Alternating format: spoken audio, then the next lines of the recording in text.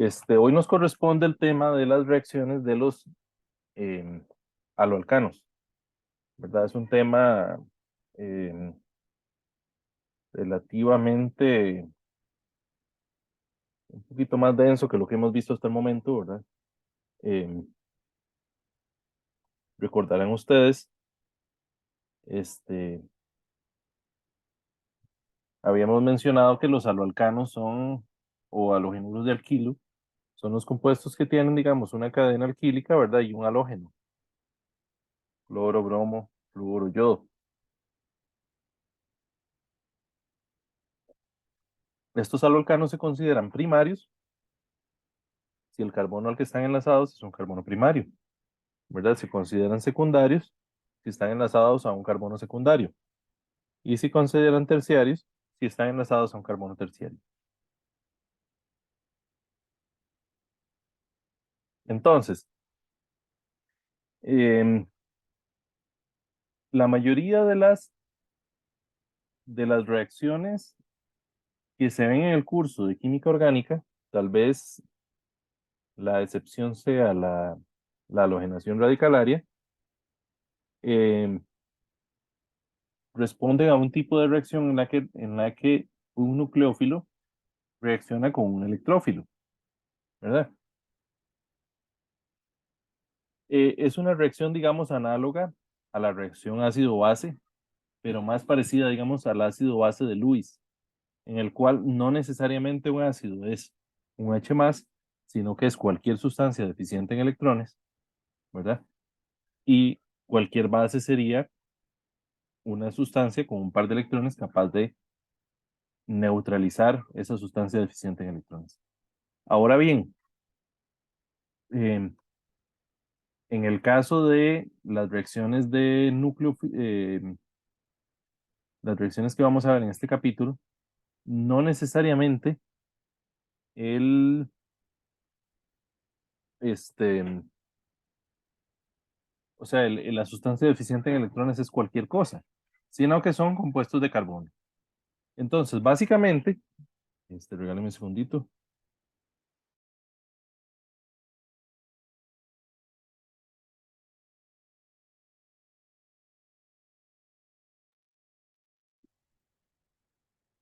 Ok, básicamente cuando tenemos compuestos que son halogenuros de alquilo, ¿verdad? Como estos compuestos que estábamos hablando acá, si ustedes se van a la tabla periódica, ustedes verán que los halógenos están totalmente a la derecha. Bueno, antes de los gases nobles, ¿verdad? Eso significa que estos compuestos son muy electronegativos. Eso significa que este enlace de acá, entre el carbono y el halógeno, está polarizado. ¿Qué quiere decir que esté polarizado? Em, si los electrones que comparten en el enlace son como una cobija, la cobija la tiene más enrollada el cloro que el carbono, ¿verdad? El carbono está como descobijado. La nube electrónica está más cerca del cloro. De manera de que el cloro es parcialmente negativo, ¿verdad? Porque sigue siendo un enlace covalente, no es un enlace iónico. Es decir, los electrones están compartidos. No es que el cloro le está arrancando los dos electrones.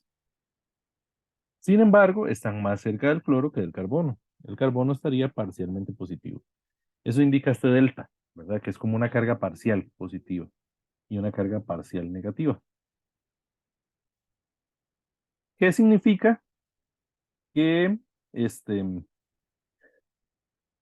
que por ejemplo, que esa carga sea parcialmente positiva? Significa que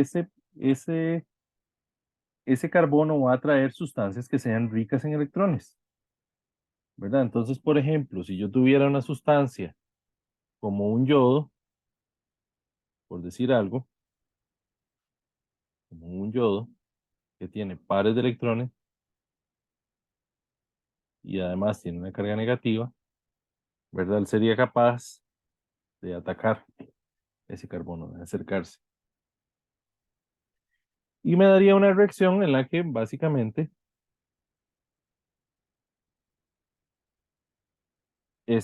ese yodo va a sustituir al cloro,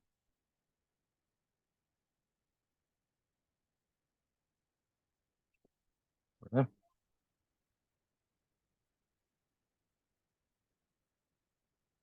Básicamente eso es lo que pasa. Ahora, em, esto puede ocurrir mediante dos tipos de mecanismos, ¿verdad? Hay un mecanismo que se llama sustitución nucleofílica bimolecular, conocida como SN2, y hay otro mecanismo que se llama sustitución nucleofílica unimolecular o SN1. Entonces, em, hay algunas características que tienen, vamos a ver, el grupo que ataca se le conoce como nucleófilo, ¿verdad? Y el grupo que tiene el carbono se le conoce como electrófilo, ¿verdad? El nucleófilo sería el que es rico en electrones, ¿verdad? Y el electrófilo sería la sustancia que es deficiente en electrones, ¿verdad? Ellos reaccionan entre ellos. Entonces, cuando el electrófilo es primario y el nucleófilo es un nucleófilo fuerte, este, la reacción tiende a ser por un mecanismo que se llama SN2, ¿verdad? Y por el contrario, cuando el nucleófilo es terciario o perdón, y el nucleófilo es un nucleófilo débil, ocurre por un mecanismo que se llama SN1 o sustitución nucleofílica unimolecular. Entonces, ¿cómo sé yo cuándo el nucleófilo es fuerte o es débil? Bueno, más o menos, si ustedes revisan el material, hay, hay una tablita. Vamos a ver si les puedo compartir. ¿Verdad? Hay una tablita que habla de este tipo de nucleófilos son fuertes, ¿verdad? Aquí tenemos de fuertes a moderadas, aquí tenemos unos que son moderados y aquí tenemos unos que son débiles, ¿verdad?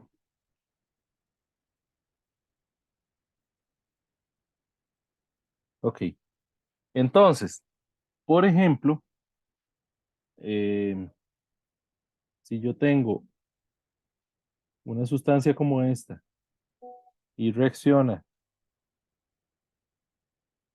con una base, ¿qué es lo que pasa?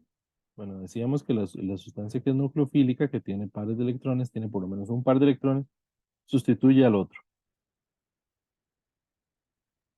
¿verdad? Básicamente eso es lo que pasa.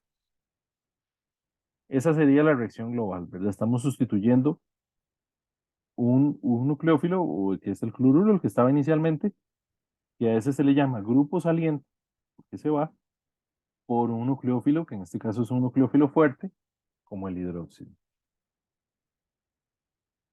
Esa es la reacción. ¿Cómo sería el mecanismo? Bueno, el mecanismo de reacción sería más o menos de la siguiente manera. Lo que inicialmente ocurre es, ¿verdad? Que en esta porción que es parcialmente positiva, ocurre el ataque del nucleófilo. No sé si recuerdan que lo habíamos hablado, pero, perdón, en los mecanismos, las flechas representan el movimiento de pares de electrones, ¿verdad? Entonces, un par de electrones del nucleófilo ataca al carbono.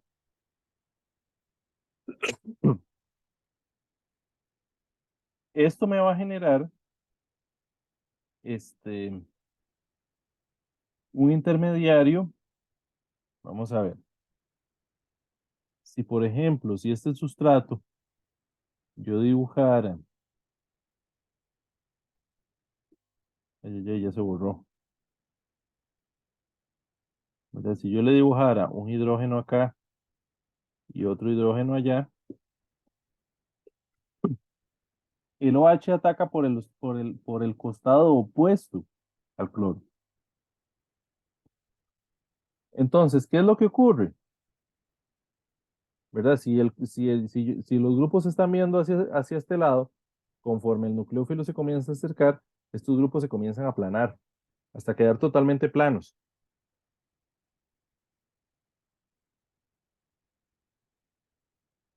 ¿verdad?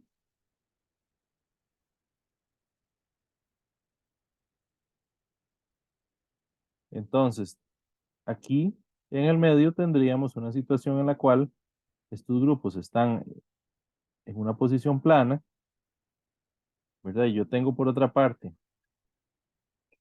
un OH acá que está entrando y tengo por otra parte un cloro acá que está saliendo, ¿verdad? Ahí hago la línea punteada porque, digamos, es un momento en el cual ni un enlace se ha terminado de formar ni el otro se ha terminado de romper.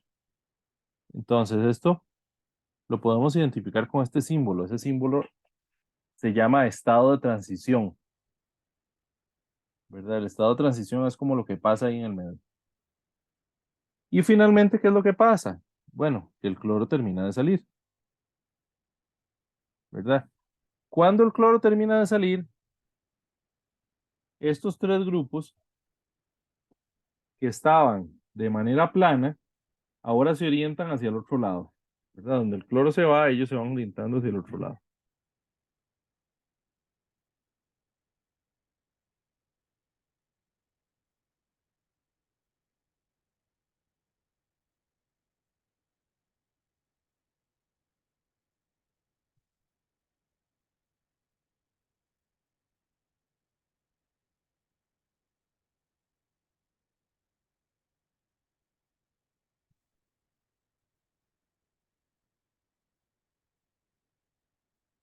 Ok, entonces, imaginémonos que el grupo que entra y el que sale tienen la misma prioridad en la convención de Canning-Prelog, que es una cosa que comúnmente pasa, ¿verdad?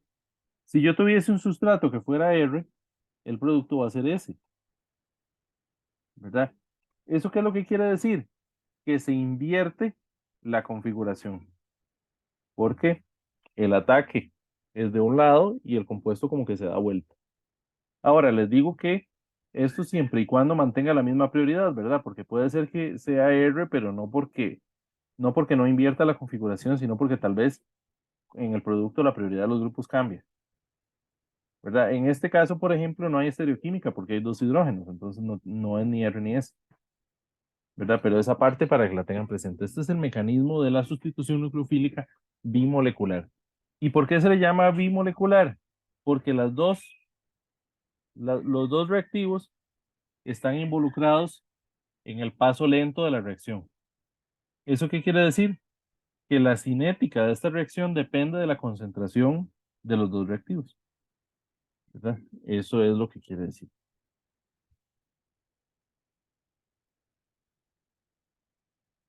Ahora, imaginémonos el caso de que yo tengo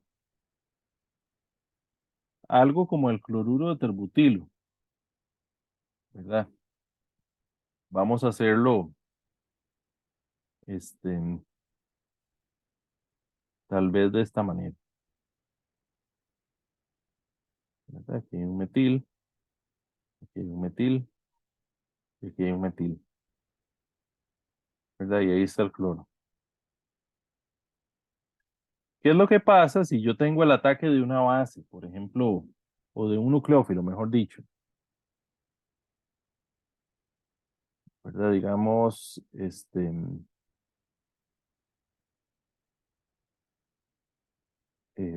el mismo que teníamos,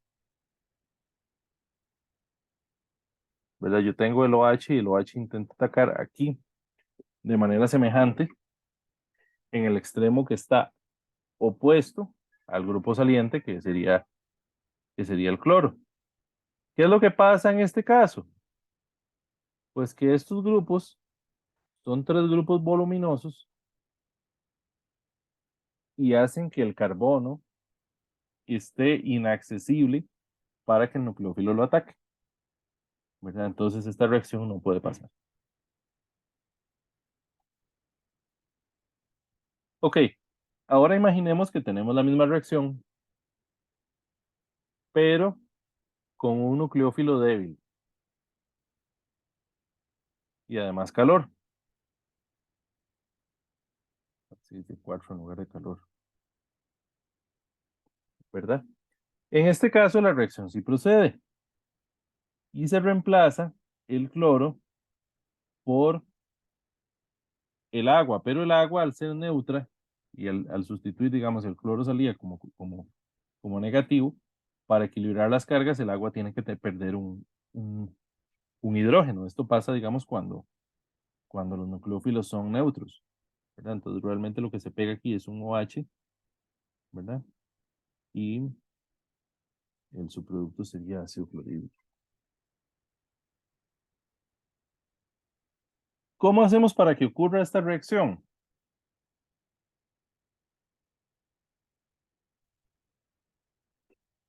¿Verdad? ¿Cómo sería el mecanismo de esta reacción?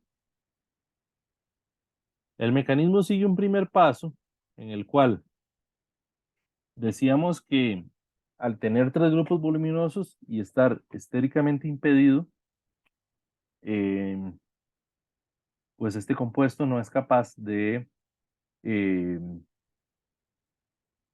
de ser atacado directamente. Entonces, al ponerle bastante calor y bastante energía, lo que vamos a hacer es que el cloro se vaya por su cuenta, ¿verdad? Al irse el cloro, entonces me va a quedar un carbocatión, ¿verdad? Ese carbocatión, además, está estabilizado por los tres grupos alquilo porque tiene efecto inductivo dador, ¿verdad? Del cual ya habíamos hablado un poquito. Em, entonces, el carbocatión es una especie intermediaria, es decir, va a existir en una pequeñísima cantidad por un instante, porque él rápidamente va a tender a reaccionar. ¿Y qué es lo que se va a encontrar ahí en el medio? Pues el agua,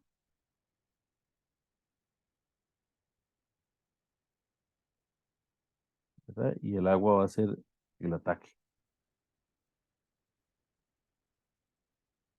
Al atacar el agua, se va a pegar de esta manera. Si a ese oxígeno yo le determino la carga formal, ¿verdad? El oxígeno es del grupo 6, menos 3 enlaces, menos 2 electrones, sería más uno, ¿verdad? Este oxígeno tiene una carga. Él, para volver a ser neutro, lo que hace es perder un H más. El par de electrones de ese enlace se los deja el oxígeno.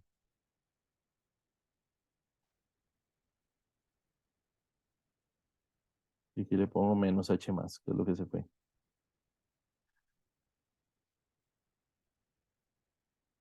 Este mecanismo se le conoce como mecanismo SN1 o sustitución nucleofílica unimolecular. ¿Por qué unimolecular? Porque la velocidad de reacción depende de la concentración de solamente un reactivo y es este, el que hace el paso lento. ¿Y cuál es el paso lento? El paso lento es que se pierde el grupo saliente. El segundo paso, este, es un paso muy rápido, ¿verdad? Porque esta especie es muy reactiva y rápidamente se convierte en el producto. Y uno diría, ¿y por qué la velocidad la define solo el paso lento y solo es el reactivo? Eso uno podría decir que es como pensar en que uno compre un Ferrari y vaya ahí en el Braulio Carrillo después de un furgón, ¿verdad? Su carro puede ser muy rápido, pero si hay uno que es el más lento, se tiene que ir a la velocidad del más lento, ¿verdad? Eso, esa sería como la analogía. Ok,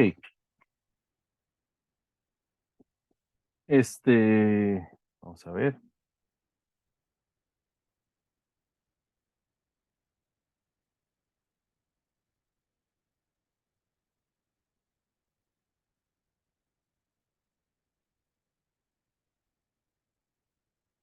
Sobre los grupos salientes, ¿verdad? Digamos, la estabilidad de un compuesto, de un ácido, por ejemplo, y la estabilidad de la base conjugada son contrarios, ¿verdad? Es decir, por ejemplo, si yo tengo ácidos fuertes, como el ácido yodhídrico, bromídrico, clorhídrico, esos son ácidos fuertes porque tienden a perder el H+. ¿Y por qué tienden a perder el H+? Porque la base conjugada es muy estable, ¿verdad? Aunque tienen un electrón de más y tienen una carga menos, son compuestos muy electronegativos y pueden estabilizar esa carga, ¿verdad? Estos son buenos grupos salientes. También compuestos neutros, ¿verdad? Como el agua, como los alcoholes, son buenos grupos salientes. Cuando comenzamos a tener compuestos como por ejemplo el amoníaco o los ácidos carboxílicos, estos son más moderados. Cuando empezamos a tener ya cargas negativas, estos son, digamos, ¿verdad? Con excepción de, por ejemplo, los halógenos, estos son malos grupos salientes, ¿verdad? Y cuando tenemos ya compuestos como estos, que son eh, la base conjugada de un compuesto que es más cercano a una base que a un ácido, ¿verdad? Estos serían grupos salientes pésimos, malísimos. Ok.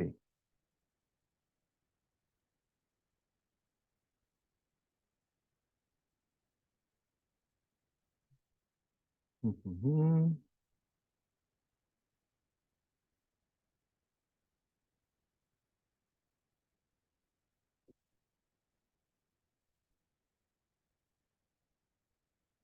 Entonces,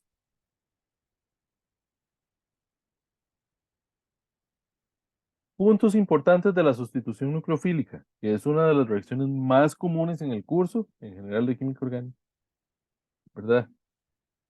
Nucleófilo fuerte y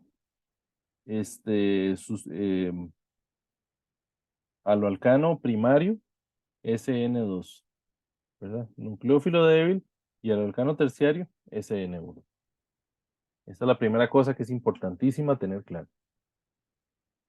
Obviamente, entre más voluminoso tiende más hacia SN1 y entre menos voluminoso tiende más hacia SN2. Em, Sin entrar en mucho detalle, ¿verdad? Por ejemplo, con los secundarios, uno podría valorar las otras cosas, ¿verdad? Los otros criterios, como el nucleófilo es fuerte o débil. Pero en general, en la práctica, los secundarios son malos para hacer este tipo de reacciones, porque probablemente tengan una mezcla de una cosa con la otra, ¿verdad? Decíamos también que la SN2 es estereoespecífica. ¿Eso qué quiere decir? Que la SN2 me va a dar el producto con la configuración invertida. Por el contrario, la SN1 me va a dar, digamos, en el carbocatión yo puedo tener un ataque por cualquiera de los dos costados. Entonces eso me va a dar lo que se llama una mezcla racémica. ¿Y qué es una mezcla racémica? Si el producto tiene estereoquímica, la mezcla racémica es que yo tengo mitad de un estereoisómero y mitad del otro. ¿Verdad? 50-50 de un estereoisómero y del otro. Ok, me avisan si va quedando clara esa parte.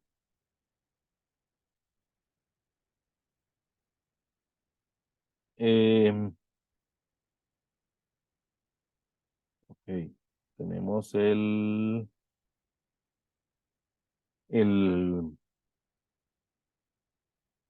el otro caso sería el de algunas variantes de esta reacción. ¿Cómo serían las variantes? Las variantes serían, por ejemplo, si en lugar de ser el sustrato, un aloalcano, a ver, eso sí está en este capítulo, ¿cierto? Ajá.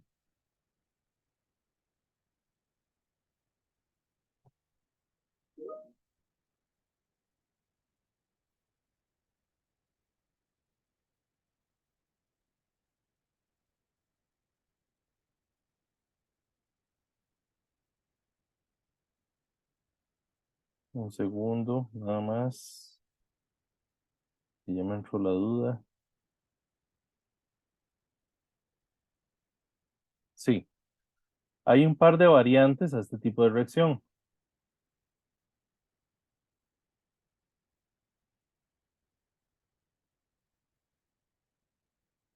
¿Cuál sería la variante? Que en lugar de tener un halo alcano, tengamos, por ejemplo, un alcohol, ¿verdad? ¿Qué pasa con el alcohol?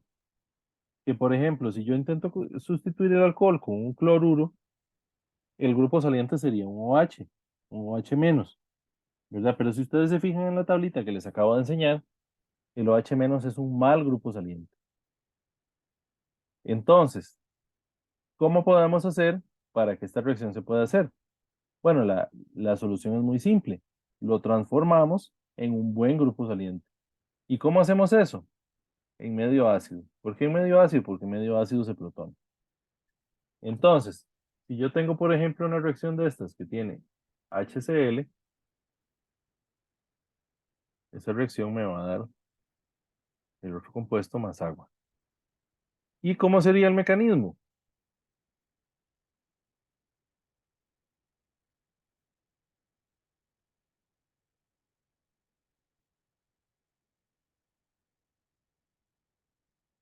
Primero lo que hace es protonarse,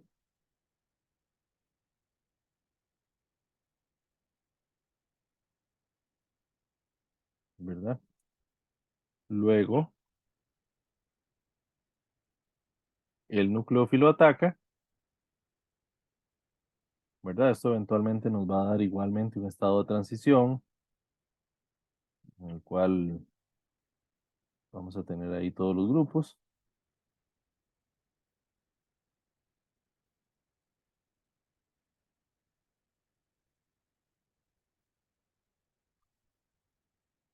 ¿Verdad? Esto va a ser así. Y finalmente el grupo saliente se va. Voy a borrar un poquito por aquí.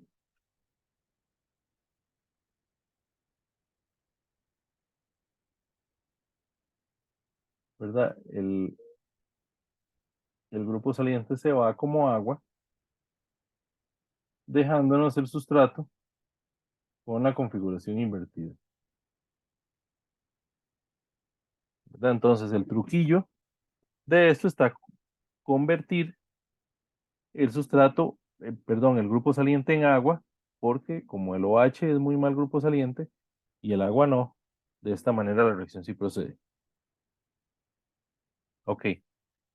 Ahora, ¿qué pasa cuando yo tengo este tipo de compuestos? ¿Verdad? Esta cosa se le llama éter etílico. Lo usaron en el último laboratorio, por cierto. ¿Verdad? ¿Qué pasa si yo pongo a reaccionar esto como por ejemplo con ácido bromídrico? Em, en primera instancia lo que va a pasar es que se me va a generar esto, ¿verdad? Y eventualmente este segundo podría reaccionar con un segundo equivalente de HBr para darme el mismo primer compuesto. Entonces, la pregunta es cómo ocurre el mecanismo de esto, ¿verdad? Em, exactamente como acabamos de ver, el primer paso es una protonación.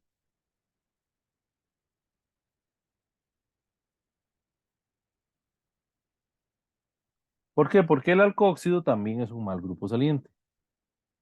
Pero ¿qué es lo que pasa?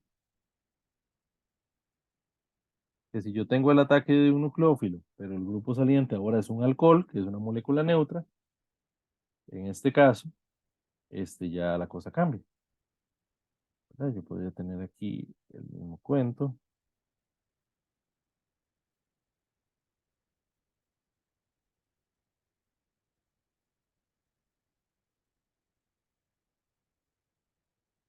¿verdad? Voy a tener el estado de transición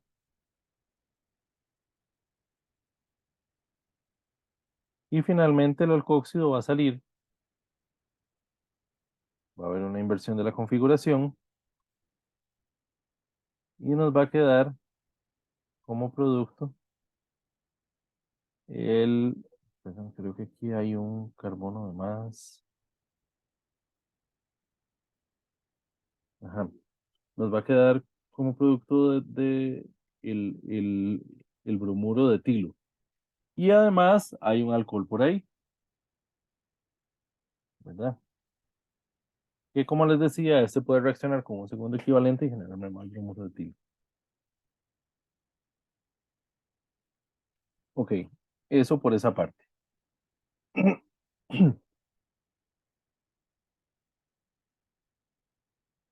La segunda reacción que vamos a ver con los aloalcanos es la reacción de eliminación, ¿verdad?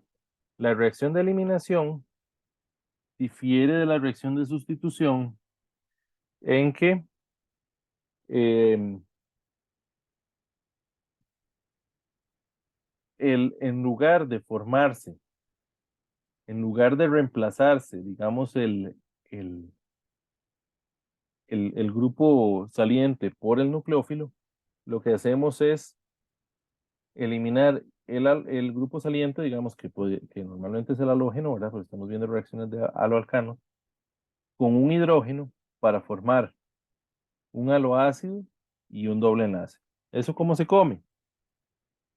Este, Imaginémonos que tenemos un compuesto como el cloruro de terbutilo, ¿verdad? Y a este lo ponemos a reaccionar con hidróxido de sodio o hidróxido de potasio, algún hidróxido, alguna base fuerte. Este, este compuesto, digamos, por lo general está impedido, como decíamos, para hacer la sustitución nucleofílica, puesto que el sustrato es terciario. Entonces, ¿qué es lo que pasa? Que él puede robarse uno de los hidrógenos de la periferia, ¿verdad? ¿Qué pasa cuando él hace eso? Que nos daría un compuesto de este tipo. ¿Cómo ocurre eso? Vamos a ver el mecanismo,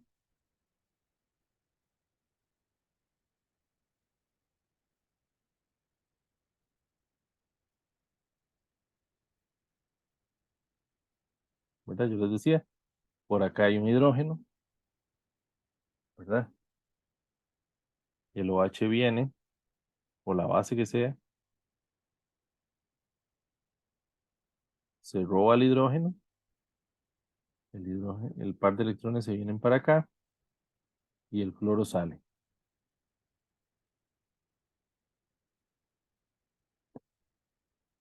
¿verdad? Y eso nos genera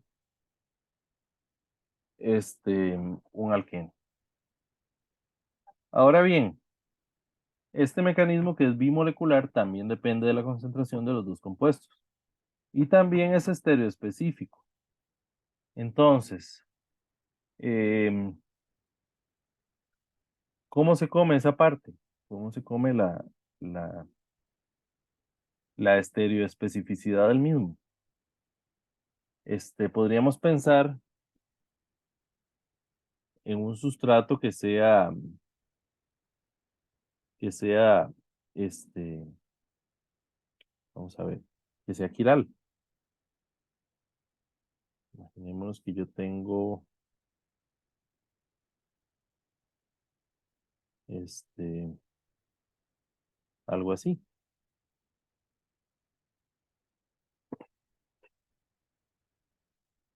¿verdad?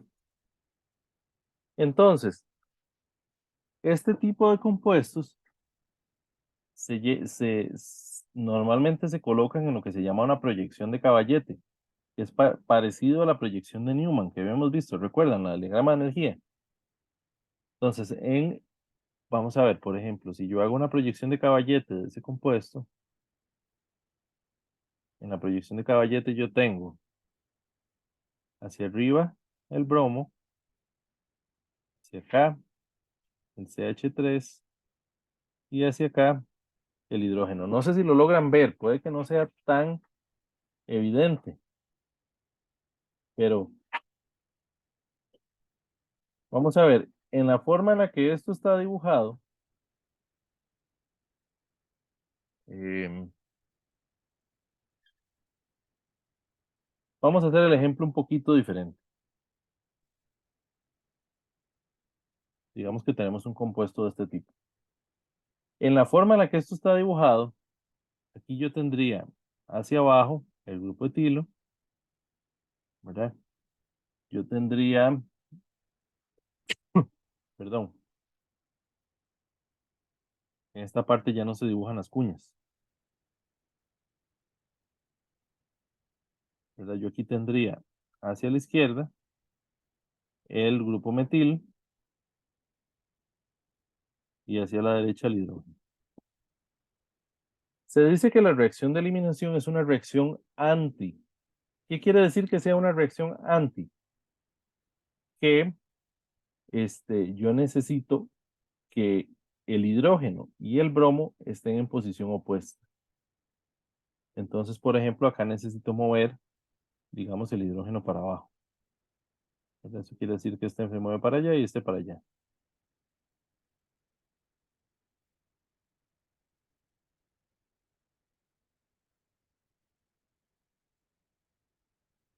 ¿Verdad? ¿Eso qué quiere decir? Que aquí el hidrógeno va para abajo, ¿verdad? Aquí el metilo va para allá y el etilo va para acá. ¿Verdad? Entonces decíamos que la base va a venir y se va a robar el hidrógeno, el par de electrones brincan y el bromo sale.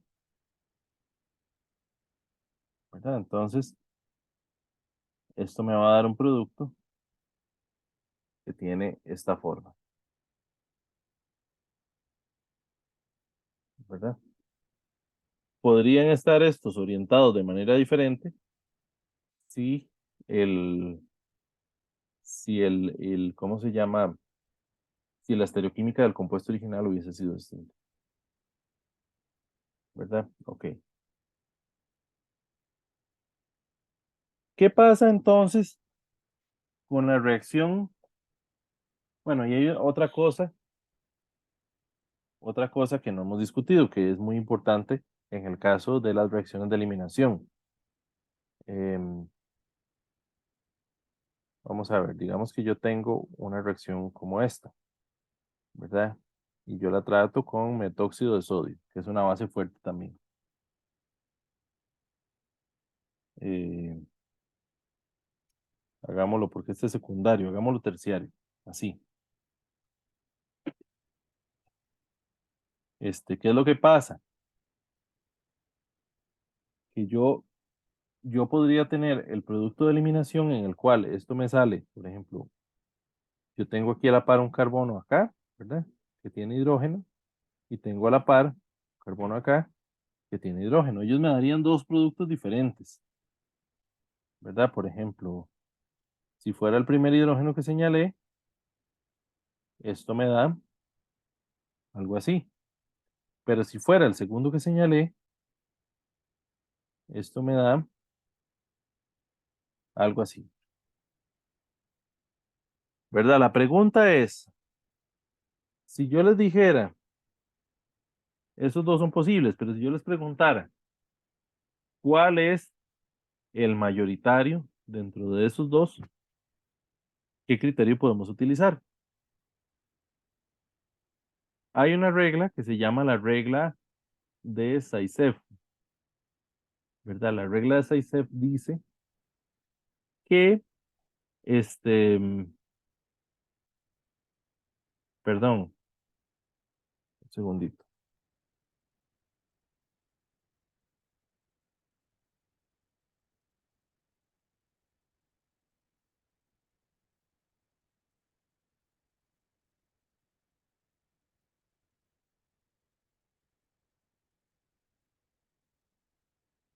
Sí, la regla de Zaitsev dice que cuando yo tengo, digamos, más de una posibilidad, el doble enlace se ubica en la posición más sustituida. O también otra manera de decirlo es que se ubica donde hay menos hidrógeno, que es lo mismo, ¿verdad? Por ejemplo, eh, si yo aquí analizo el caso de arriba, ¿verdad? Esta posición es más sustituida, ¿verdad? Porque es terciaria y esta es secundaria.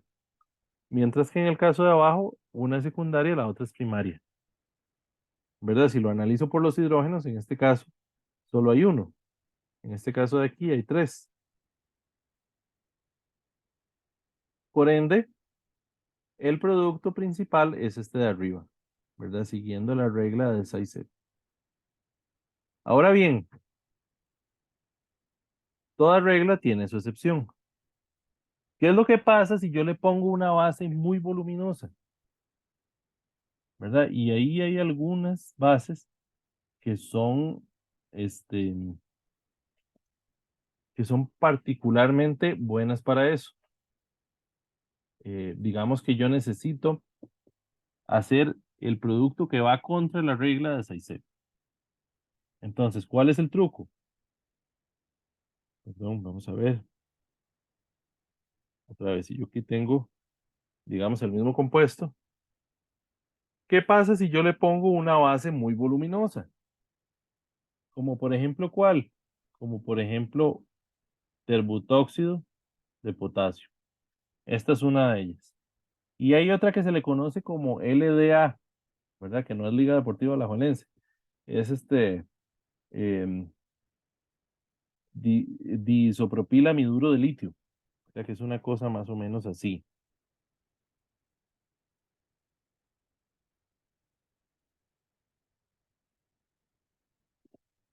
¿verdad? Esto, como la estructura es muy grande, normalmente lo ponemos como LDA, aunque las siglas son medio feas, ¿verdad? Porque vivo al monstruo. Pero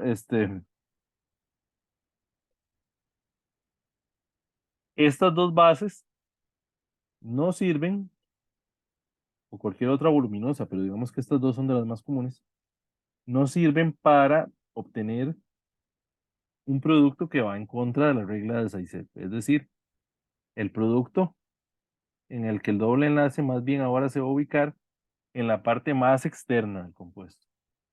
¿Y por qué pasa esto? Porque al ser la base voluminosa, en lugar de atacar los hidrógenos más sustituidos, se le va a hacer más fácil llegar a, a atacar los hidrógenos más externos, ¿verdad? Los que están como más expuestos. Entonces, por eso esa produce el producto con el doble enlace menos sustituido y eso se le llama el producto de Hoffman, ¿verdad? Que iría, digamos, en contra de la regla de 6C. Cuando la base no es tan voluminosa, obtenemos de preferencia el producto de 6C.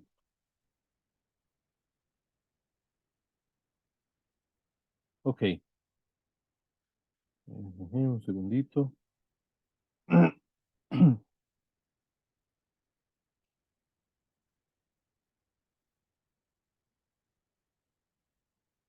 Ok, hay una reacción que es una reacción un poquito extraña. Digamos que no es una reacción como muy frecuente. Y es la reacción de eliminación unimolecular o E1. Em, Aunque en la buena teoría, pues una base débil este, podría conducirnos a una reacción de eliminación tipo E1, no es para nada una reacción frecuente. A excepción de un caso. Y ese caso es cuando deshidratamos alcoholes con ácido sulfúrico. Un alcohol, dicho sea de paso, es el que tiene un OH. ¿Verdad? Digamos este compuesto que tiene un OH, ¿verdad? Y lo trato con ácido sulfúrico o alternativamente podría ser con ácido fosfórico. ¿Por qué con estos ácidos? Estos ácidos tienen dos particularidades. Primero que la base es una base no nucleofílica, ¿verdad? ¿Por qué? Porque este, el sulfato es una cosa que primero es muy grande y segundo tiene la carga muy deslocalizada,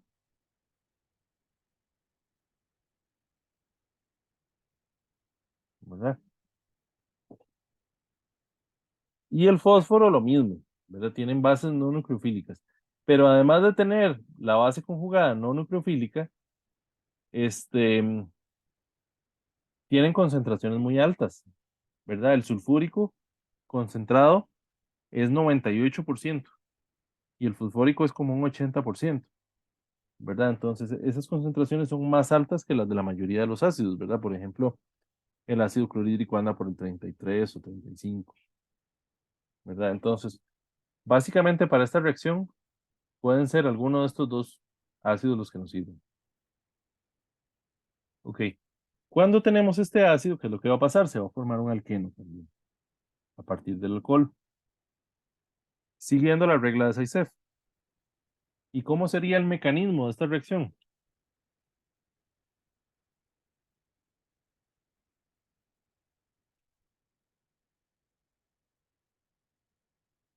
Pues esto se protona con el ácido del medio,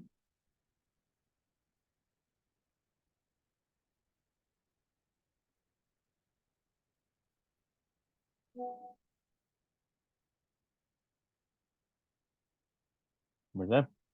Y por aquí, de un hidrógeno de lado, el par de electrones brinca, se pierde el H más y se pierde el agua,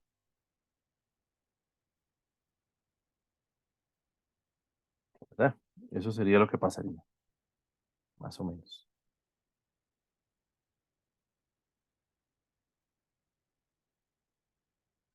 ¿De acuerdo?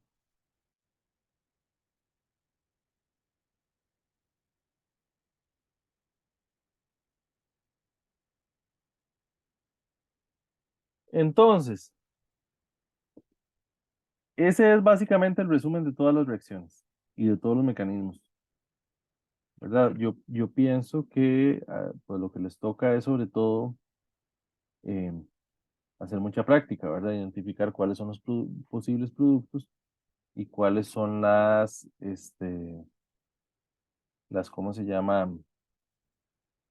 Las reacciones. Entonces, no sé si tienen alguna consulta al respecto.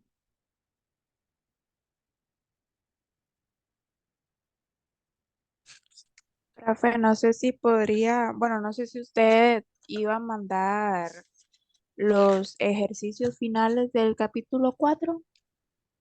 Del capítulo 4 es este que estamos viendo, ¿verdad? Sí.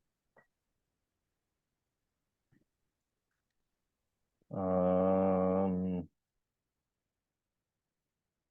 sí, los podemos hacer, no hay ningún problema. Vamos a ver.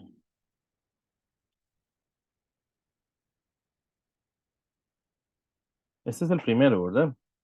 Que ustedes tienen ahí. Sí. Dice acá, ¿cuál es la fuerza de atracción intermolecular más intensa para el siguiente compuesto? No, profe, ese es de otro capítulo, pero igual es interesante que lo vea porque ese sí no lo entendí, entonces para ver si lo puede aprovechar y explicármelo, porfa. Ok. em, las fuerzas intermoleculares, eh, digamos, dentro de lo que vimos un poquito, hay fuerzas, ¿verdad? Las fuerzas iónicas son las más fuertes, las fuerzas de dipolo son las que le siguen, perdón, las que le siguen después son las de puente de hidrógeno, después las de dipolo y las últimas las de dispersión, ¿verdad? Entonces, por ejemplo, aquí hay una pregunta que dice que cuál es la más intensa.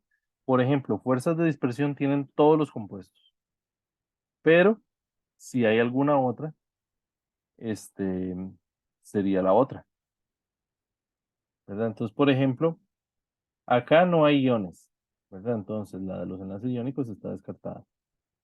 No hay enlaces directos que sean OH, NH o FH, ¿verdad? Entonces no tenemos puente de hidrógeno. Este, la pregunta sería si hay dipolos o no hay dipolos. ¿Ustedes qué piensan?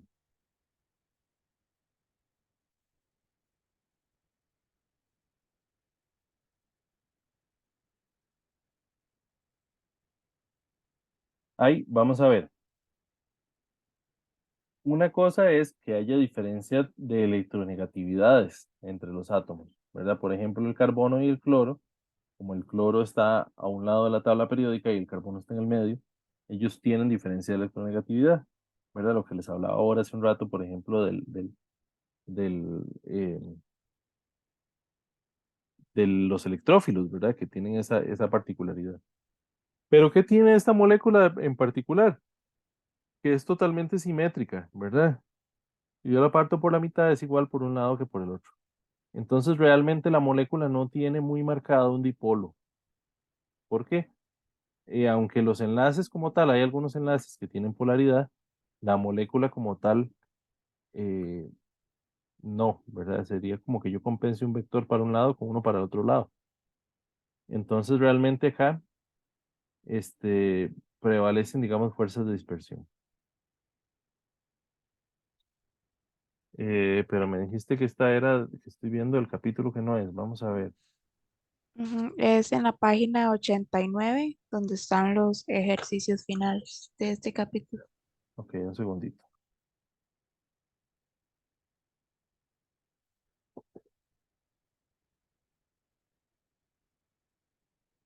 Ah, ¿qué pasó? Porque dice que mi clave no sirve.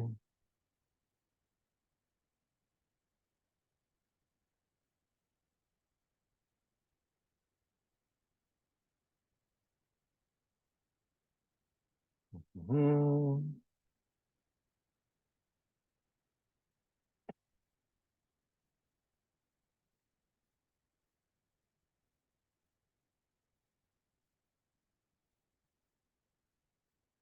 ¿En la página qué, perdón? 89. 89. Ok, ahora sí. Complete el siguiente cuadro con la clasificación correcta de la reacción. SN1, SN2, E1 o E2. ¿Verdad? Entonces, ¿qué cosa tenemos que fijarnos acá, por ejemplo? Yo les decía, lo primero es si el alcano es primario, secundario o terciario. ¿Verdad? Este es secundario, entonces, mm, ¿verdad? Podría ser una o la otra. ¿Cuál es la segunda característica? La segunda característica es si el nucleófilo es fuerte o débil. Este, ¿qué es? Este es fuerte, ¿verdad? Pero además, lo otro que ustedes pueden observar es que aquí hay una inversión de la configuración, ¿verdad? Esto está como viendo para un lado y este es como como que fuera la imagen en el espejo, pero cambiamos el bromo por este otro grupo. Eso ocurre en las reacciones tipo SN2, ¿verdad? Entonces, por esas dos razones es SN2. Primero por la inversión en la configuración y segundo porque el nucleófilo es fuerte. Vamos a ver la segunda. La segunda es el mismo sustrato, pero ahora hay un nucleófilo débil. ¿Y qué es lo que pasa con los productos? Que son una mezcla de los dos con las dos estereoquímicas, ¿verdad? Esto ocurre en las reacciones tipo SN1. Entonces, ¿por qué? Porque el nucleófilo es débil y porque hay una racemización. Este tercer compuesto, eh, tenemos un halogenuro que es secundario, pero otra vez tenemos un nucleófilo que es débil. Por esa razón sería SN1. Ok, dice acá, para los siguientes reactantes se pueden obtener los productos indicados. O sea, ponemos a reaccionar estas dos cosas y podríamos obtener cualquiera de estos, ¿verdad? ¿Por qué? Bueno, este primero sería el producto de sustitución, ¿verdad? Y estos dos serían el producto de eliminación. Em, Dice, explique mediante los diferentes mecanismos cómo y cuándo se produce cada producto,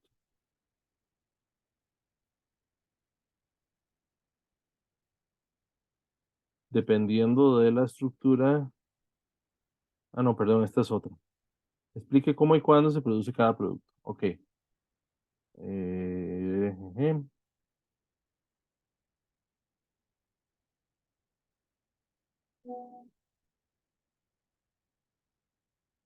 Vamos a ver.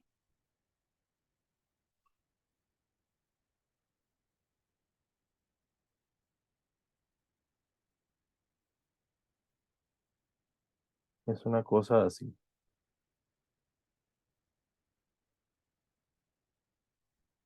¿verdad? Entonces, como el sustrato es terciario, lo que la pregunta es el mecanismo, ¿verdad?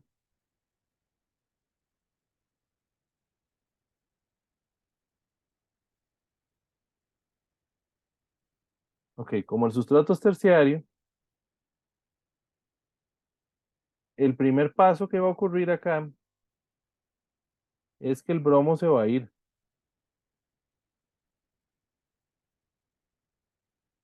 O sea, el bromo se va a ir y nos va a dar un carbocatión. Este paso lo van a tener en común cualquiera de los productos que vayamos a generar, ¿verdad? Entonces, voy a ponerlo ahí en común, ¿verdad? ¿Cuál sería uno de los panoramas? Uno de los panoramas sería que el alcohol que andaba por ahí, que tiene un par de electrones nucleofílicos, ¿verdad? Ataque, ¿verdad? Si él ataca, nos va a dar una cosa como así, ¿verdad? El cual pierde H más y nos daría el primero de los productos.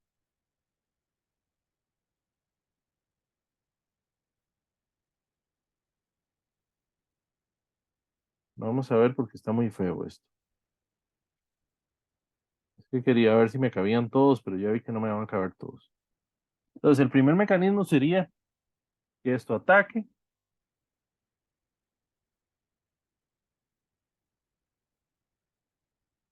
¿verdad?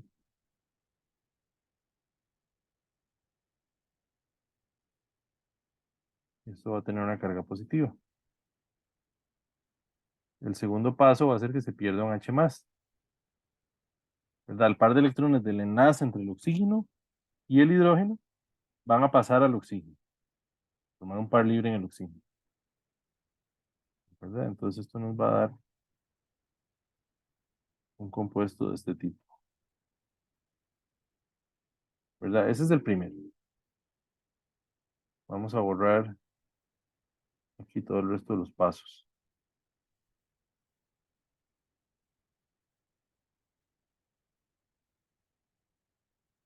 Ok, ¿cuál sería la segunda situación? La segunda situación sería que se pierda un H más, ¿verdad? Por ejemplo, este de aquí a la par,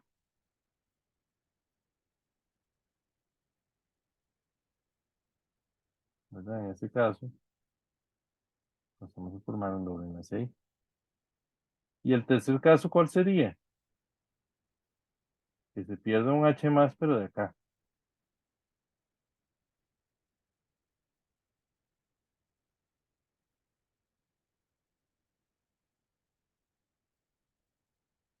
¿verdad? Presten atención a las flechas. Por ejemplo, esta flecha de acá es los electrones que estaban en el enlace entre el carbono y el hidrógeno pasan a formar el doble enlace acá, ¿verdad? Y por ende el H más queda sin electrones, se va por ahí. Ok. Ujú. Y estas son las tres posibilidades.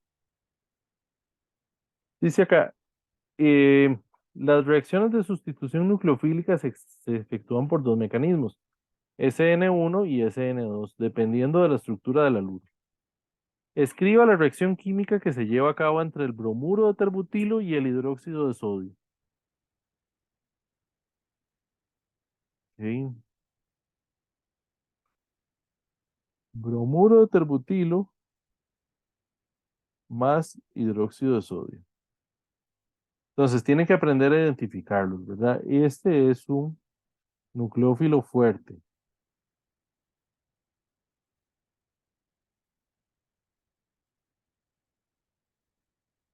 y este sustrato es terciario,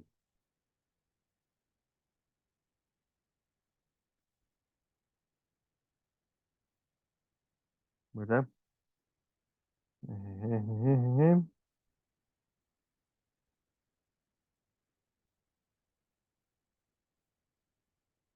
Em, y de hecho esta pregunta tiene un errorcito porque esas no son condiciones de sustitución nucleofílica, esas son condiciones de eliminación, ¿verdad? Porque al tener un nucleófilo fuerte, este, que también es una base fuerte, lo que va a promover es más bien una eliminación tipo E2, ¿verdad? Que sería de este tipo. ¿Y cómo sería el mecanismo? ¿Verdad? Sería primero el bromo sale, se me forma un carbocatión,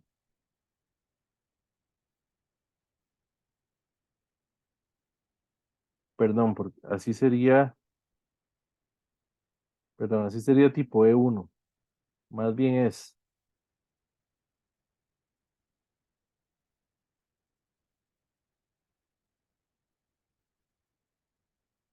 el hidróxido, se roba un protón, ¿verdad? Pasa a formar este doble enlace y el bromo se pierde,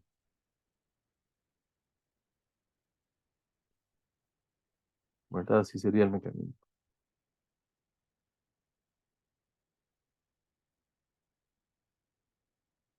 Ok. El tipo de eliminación sería E2. Muestra el mecanismo de eliminación E1 para deshidratar 2-metil ciclohexanol.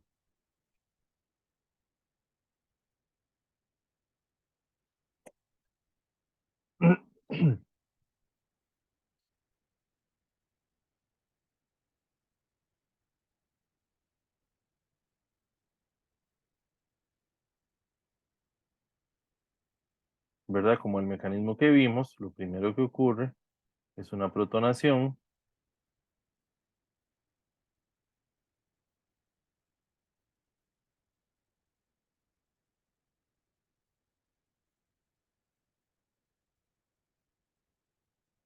¿verdad?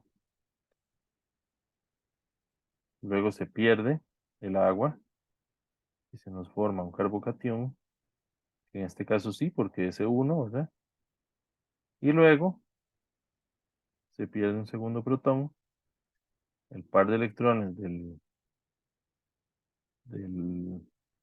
¿cómo se llama? Del carbono aledaño, pasan a formar el doble enlace, ¿verdad? Esa sería la reacción, perdón, el mecanismo de la reacción.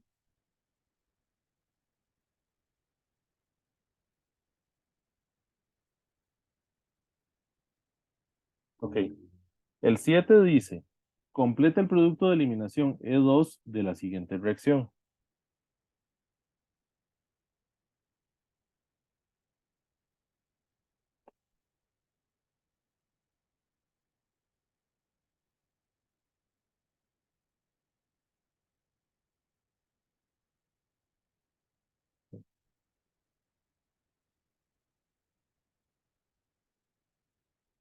Entonces, hay un caso que es con LDA, ¿verdad? Como yo les decía hace un rato, el que es con LDA nos da el producto de Hoffman, es decir, el producto menos sustituido.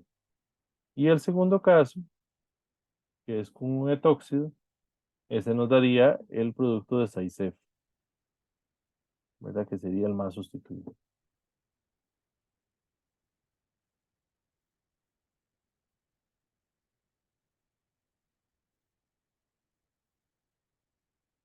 Y pues eso serían los ejercicios. ¿Alguna duda adicional?